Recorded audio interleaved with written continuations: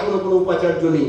বহুদিন ধরে টানাপোড়েন চলছে, কখনো রাজ্য সরকার, কখনো চ্যান্সেলর, কখনো সুপ্রিম কোর্ট, দিনের পর দিন চলে যাচ্ছে এবং এই যে বিশ্ববিদ্যালয়গুলোর একটা অসহনীয় অবস্থার মধ্যে তারা পড়ছেন। আজকে পিএইচডি ডিগ্রি অ্যাপ্রুভ হচ্ছে না, কোনো টাকা অ্যাপ্রুভ্যালের লোক নেই, বিভিন্ন কমিটির মিটিং হচ্ছে না, সেখানে কিন্তু কোনোভাবেই কোনো আইন মানা যাচ্ছে না এবং শিক্ষকরা কোনো কাজ করতে পারছেন না। এখানে আছেন নেতাজি সুভাষ ওপেন ইউনিভার্সিটি, আমাদের রাজ্যের গর্ব এবং আমাদের রাজ্যের এই ইউনিভার্সিটি একটা দেশের মধ্যে একটা স্থান অধিকার করে আছে। সেই বিশ্ববিদ্যালয়ে একজন উপাচার্য ছিলেন, আমরা কি দেখলাম, সেই উপাচার্য অন্য একজন উপাচার্য আসার আগেই যে বিশ্ববিদ্যালয় থেকে তিনি এসেছিলেন সেই বিশ্ববিদ্যালয়ে তার ছুটি বাতিল করে দিল। আচ্ছা, কিসের কার জন্য একজন উপাচার্যের ছুটি বাতিল হয়? আমাদের রাজ্যে তো অন্য কোথাও হচ্ছে না, অন্য কোনো উপাচার্যের ছুটি তো বাতিল হচ্ছে না। কেন নেতাজি সুভাষ বিশ্ববিদ্যালয়ের উপাচার্য যিনি কল্যাণী বিশ্ববিদ্যালয় থেকে এসেছেন, কেন কল্যাণী বিশ্ববিদ্যালয় সেই উপাচার্যের ছুটি বাতিল করে দেবে? আমরা প্রশ্ন করবো না? এর পেছনে যদি থাকে তাহলে তো উচ্চশিক্ষা দপ্তরের হাত আছে।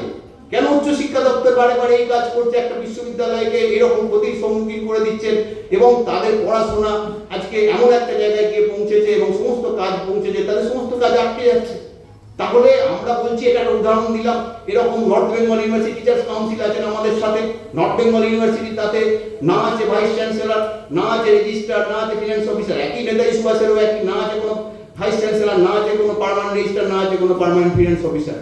সুতরাং এই বিশ্ববিদ্যালয়কে চলবে কি করে? আসলে কি উচ্চশিক্ষা দপ্তর এই বিশ্ববিদ্যালয়ে পড়াশোনা গবেষণা নিয়ে আদৌ ভাবিত, নাকি এরা চায় সরকারি যে শিক্ষা ব্যবস্থা সেই শিক্ষা ব্যবস্থা উঠে যাক? আমরা জানি স্কুল এডুকেশনের কি অবস্থা, এরপর আস্তে আস্তে কলেজেও আজকে ছাত্র পাওয়া যাচ্ছে না, কি অবস্থা আমরা দেখছি ইনফ্রাস্ট্রাকচারের।